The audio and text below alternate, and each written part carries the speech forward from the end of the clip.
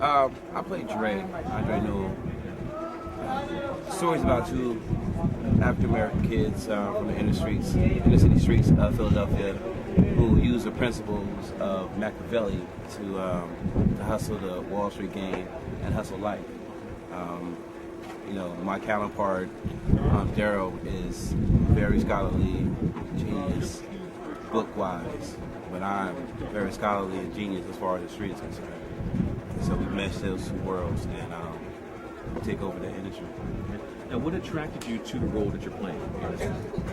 First of all, I'm a big fan of Machiavelli, and there hasn't been any film that really instituted the principles of Machiavelli into it.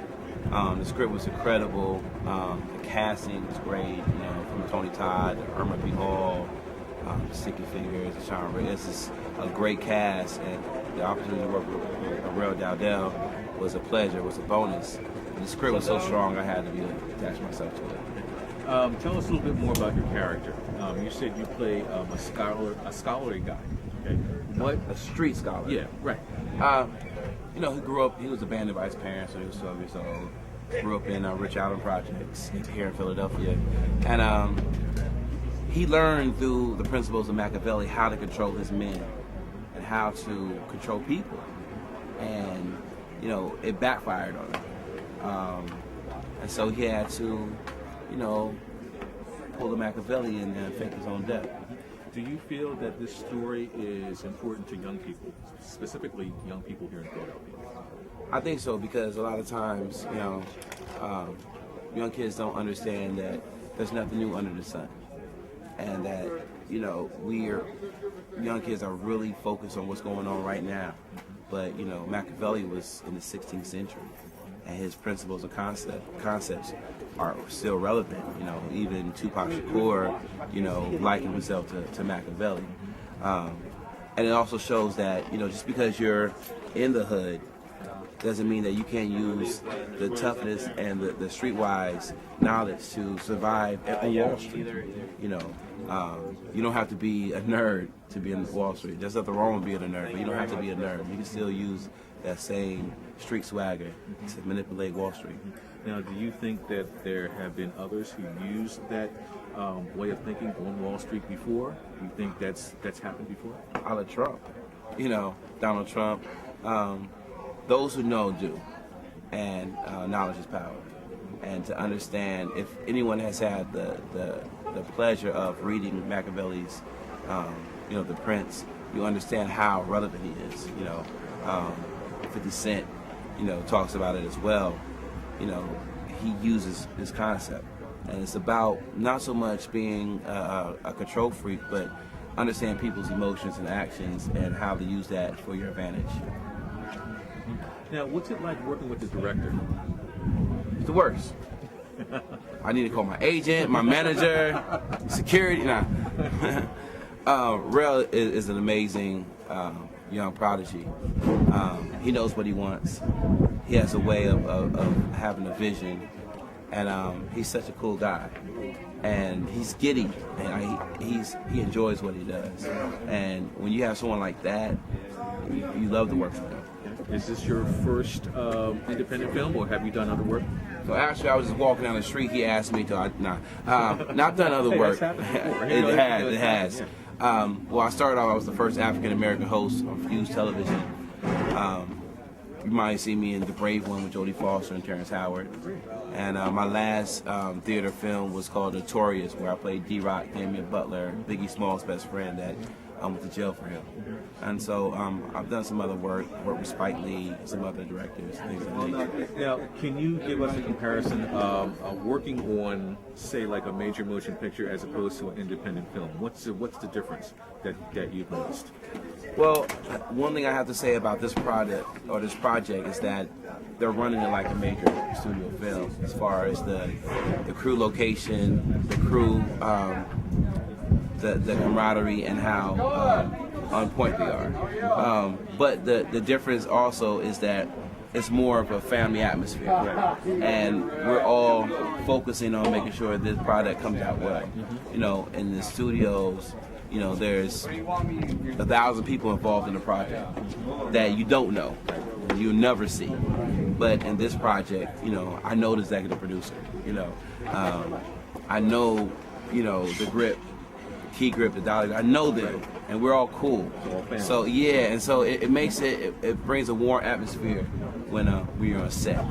You know, we all work for greater good. Next, I know you're working on changing the game right now. Yeah. What's up for you next? I have a movie called Cornered that I start when I get back to LA actually next week, and after that I have a movie called Journey to the Red Carpet that I'm going to be doing. I just finished a movie with Stacey Dash, Terrell Owens, Megan Good, called Dysfunctional Friends and a Funeral. So I'm staying busy. I've been teaching acting seminars at likeyouKnow.org across the country for young upcoming actors, to give them insight and knowledge of the game. So if you're looking to get into the entertainment field, you can find me at likeyouKnow.org or on Facebook.com/@likeyouKnow or Facebook.com/TheWorldOfDennis. I'm definitely on the global marketing, internet and media marketing. Fantastic. In closing, any advice for any individuals that are watching the show today that want to be an actor?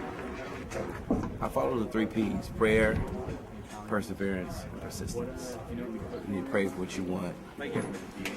Perseverance. You know, you're gonna have your ups and downs, your valleys. Stick to it. Persistence. You gotta, don't let anyone tell you no. Keep grinding. Keep pushing, because if that's what you want, you're gonna get it. You know, Eddie Murphy said there's no plan B. Will Smith said that, you know, you could look better than me, smarter than me, act better than me, but you're not gonna beat me on the treadmill. So I'm not quitting. You never quit. You can achieve. You had mentioned prayer. Tell us how prayer has entered your life as being an actor and working in film. Well, I grew up in the church. My mother is a Grammy nominated gospel writer, Becky White. So I grew up in that atmosphere. So I know that, you know, it's bigger than my talent. It's bigger than what I could do. I need that extra oomph to make things happen. And so, you know, God is my agent, my manager, my publicist. And so I talk to him all the time, and he helps me. You know, there's jobs that I've gotten, especially Notorious, that there was no way I should have got that role. Not because my talent wasn't there, it's just because of the circumstances. But he said, you know, he said not so. He said, I am. So he made sure that that was possible. And I owe it all to him. Where would you be without him? I would be nowhere. I can't even fathom not having God in my life. That's just not even an option. He's been there since the beginning, and so I can't even put 2 and 2 together. Me and him not being together. You know, he walks with me on a daily basis. Dennis L.A. White, nice having you on the show. We're here with McCoy Banks. Mr. Banks, how are you? I'm blessed, man. Thank you very much. Good to hear. All right. Tell us what you do. Well, I'm an actor. This is what I do. I'm a voice. I'm a spirit. I'm an energy. So you put it on stage, you put it on the TV box, you put it on film. This is what I do. This is what I represent. Now, you're working on an independent film called Changing the Game. Yes, sir. Tell us about the character and what the character is doing in the story. All right. Well, the name of my character is Goldie. I'm a drug dealer in Dre's organization, and basically, you know, the way I see it, the way that it is really, this character represents greed. He represents envy. He represents jealousy, you know, things in which we all can relate to. You know, that old OJ song I like to refer to, you know, they smile in your face all the while they want to take your place. It's exactly what Goldie is, you know, literally and figuratively speaking. So, you know, in all walks of life, in all industries, you have that. You have people who align themselves with you. You have people who you bring into the fold, you know, family, friends, you know, cousins, whatever, you know, and a lot of them envy your spot. A lot of them, you know, think that they want what you have, and they'll begin to infiltrate by affecting others and, you know, developing a coup to potentially take over. That's Goldie. Now, what attracted you to this character, and what is it like working on an independent film?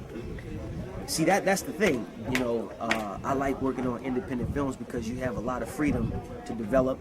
You have space to do things like this, you know, to get a true word out. You don't have the machine pushing what they want the community or the consumer to buy into. You know, you actually have an opportunity to sell. Rel is a good dude. You know, that was an attraction. I liked his energy from the audition process.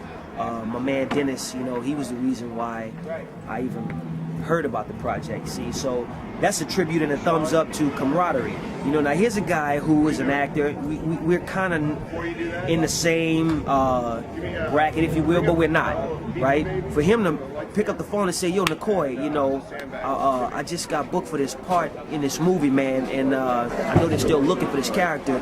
Call this number." Out the blue, just out the blue. You know, I'm like, word up. So I followed through, and you know, so here we are. So that was an attraction right there. And then when I finally read the script, I understood exactly who and what Goldie was. I understood exactly who he was. You know, I'm not giving anything away really about myself, but you know, those types of images and things need to be portrayed. You know, it's not just a drug dealer. The drug dealer is not a bad guy.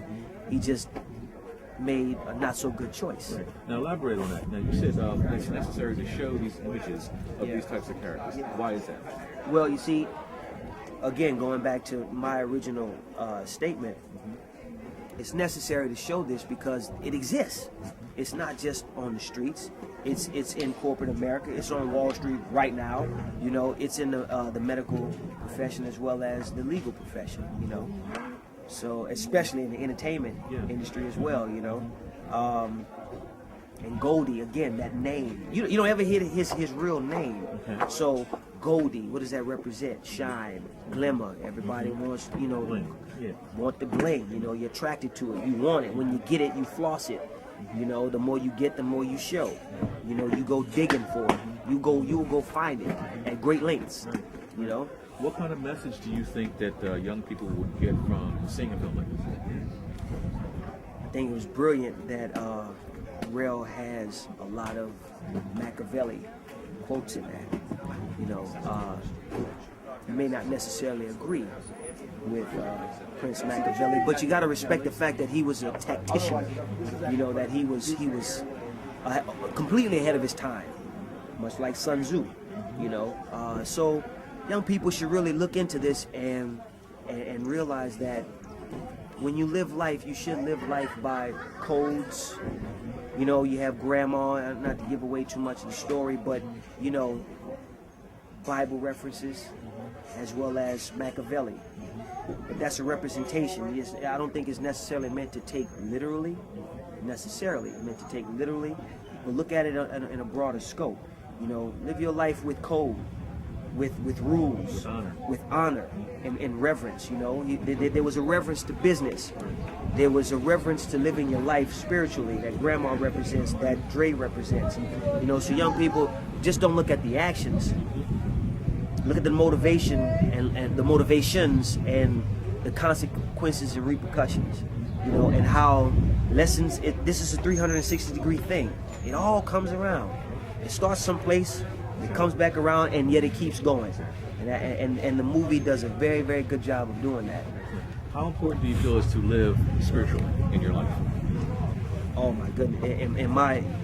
The way that I was raised, I'm from New Orleans, so I got that. You know, I got that in me. It's in my DNA and composition. It governs you. It governs your moves, man. It really does. You know, whatever it is that you believe in. You know, I'm not here to push a religion on anybody, but you know, you must know that there's a higher power. You must know that it's not just you. You don't generate these thoughts and these movements and these connections. So you must pay homage and show respect to that. And once you get older and you have enough experiences under your belt, you realize that not only will I pay homage to it, I will obey and pray for more. Right. You know, ask for more, seek more of that thing because it's real. You can't feel the wind, but it's blowing right now, right? Yeah, I know it's it's affecting how I'm feeling. You know, I'm a little nasal, but this wind is making me feel like it's cooler, but I can't see it. But it's there. It's there though. Same thing with spirituality. Your co-star had mentioned that there's a family atmosphere here on the set. How do you feel about that? Oh man, it makes you wake up knowing that you're coming to work and be happy about it. You know, from the cameraman, makeup, grip, you know, set designers, everybody's pleasant. That's another thing about independent films that you have to take your hat off to. You know, you're forced to get along. You know, it's only us. You know, that only us mentality and way of work, you know, it brings out the best in people for the most part, you know. And when everybody concede to that, like, it is only us, we have to make it happen. And the only way to make it happen is if everyone is doing their part and helping out in other avenues and aspects. It makes coming to work real nice, real easy, man. You know, I don't want to go back home. Like, this is cool, you know. We making it happen. Right. You know, limited finances, but we're making it happen. It's not wasteful. Yeah. You know, you just don't take it for granted. Right. Like, Why are you an actor? Why do you act? Good question. I started when I was in the 6th grade, and my 6th grade teacher took the time to invest in me and bring that thing that she saw in me out. And I mean, she put it out there, right? I act because there's a voice of people that are just like me that needs to be heard. There are images of people just like me that needs to be seen. You know, the way that I express myself, the cadence, the rhythm, the intensity, the this, the that, whatever it is that is projected. There are people out here that drum to that same beat, that dance to that same rhythm, and all of that stuff needs to be shown and respected. You know, people can learn from this. You know, everybody can't be the writer. Somebody has got to, you know, speak the message. Can you turn it off and on? Well, you know what? The acting school that I attended, which has been the lineage of my study, if you will, is who you are as a person is who you are as an actor. Right. So, you know, I'm now at a point within myself as well as the craft where it's not a difference. You know, I bring me to these characters. A bit of advice for those who want to be an actor. What would you say to them? How do you get started? How did you get started? How would you suggest they get started? What should they do? In many ways, there are many roads to get to one place. But my advice would be to study. I wouldn't advise you to step out into this ocean and not have technique, not have structure. Because this road, man, this is a high energy career, and if you don't have technique, if you don't have anything that you can fall back on, you know what I'm saying? Even if it's a trampoline, you're gonna fail. You're gonna be lost. You know, the glitz and the glamour is great. You know, working, being interviewed is good stuff, but there's more homework that goes into this than there is work, if you know what I'm saying. So you have to have technique. You have to know how to study, how to break down a script, how to get into a character, and how to get out of it. You know, how to have successful avenues and tunnels to get out of those characters, you know. So that's the first and foremost thing. And really, really lock in on your family and your friends. That little small network of people who you trust, really lock in on those people because you're going to need them. You're going to need them financially, spiritually, morally. You're going to use them as examples and motivations and inspirations for the work that you do. You know, really lock in on them. I'm talking about love them hard and accept their hard love. You know, really get into your family and your friends. Really keep them close, because you're going to need them. Because you're going to meet so many people, you know, who's going to want something from you or who's going to expect things from you. It might make you feel like you don't know if you're coming or going. But when you have your tight-knit people there, they'll let you know. They'll keep you there. And then that faith thing, that spiritual thing, those people represent that. You know what I'm saying? God willing that they are the right people, the right few people. You don't need a lot. You just need that few core people to just keep you straight. Because even if you look at them, they're gonna represent that. Okay, let me calm down. Okay, let me get on my knees. Okay, let me cool out. Get a little out there. That's my suggestion. You're Goldie and changing the game. What's up for you next after this? Got a Law and Order episode coming out soon on Criminal Intent, so look out for that. and another independent film where I play the lead. It's called Spare Change. It's going to be doing a lot of film festivals, so that's a good thing. And I'm going back to the theater in the fall in Brooklyn, the legendary Billie Holiday Theater. I'll be back there, so it's all about keeping it moving in a positive, progressive manner. What do you feel about working in Philadelphia? I like Philly. Philly's cool, you know. Remind me of New Orleans a bit. Doesn't look like it, but it's the feel, you know what I'm saying? Like some real people around here, you know, some real stuff. I was here in 2005, 2006, doing Invincible with Mark Wahlberg. So, you know, I had my little taste of Philly then, but like I'm in it. Now you're back. This time I'm back. So thank you, Philly. McCoy Banks. Yes, sir. Thank you, sir. Thank Pleasure. you. It's a blessing. Break a leg. In the industry, it's known as the hip hop cop. Okay. Okay. Now, how I came upon that name is back in the day, I bodyguarded Kid and Play, Yeah. New Kids on the Block. That's awesome. I did a couple actors. Fred Savage, remember him? He's director now, of course. Right. Yeah. Then I came upon, rest in peace, the notorious B.I.G. Okay. Biggie Small. Okay. Back in the day, I used to bodyguard all my artists in uniform. How did you feel about bodyguarding those artists at that time? What was your heartfelt feeling about doing what we did? It was a challenge. And I loved my job, in what way was and it I a challenge? felt, well, the challenge was is that, you know, they got a bad rap. Okay? Yeah, they're probably the most notorious, baddest, not influenced artists for these kids, but they were out there making a living. Okay? They were out there creating music. Okay? How did you feel? Did you ever felt that your life was in danger at all at that time? No, not really. No, because I put myself in between that artist in danger. Right. Because if I know that my artist is safe, secure, and happy at all times, I know that I have no problem. Right. If one of them things falls through, then I'm not doing my job right. Right. That's by me protecting these artists and keeping them away from the danger from, you know, I hate to say it, but me being a police officer, from other officers trying to come in and lock them up because Right. what they do. Right. Okay? But by playing that devil's advocate and letting them know, look, this is what I expect. I can't protect you Right. if you don't work with me. Right.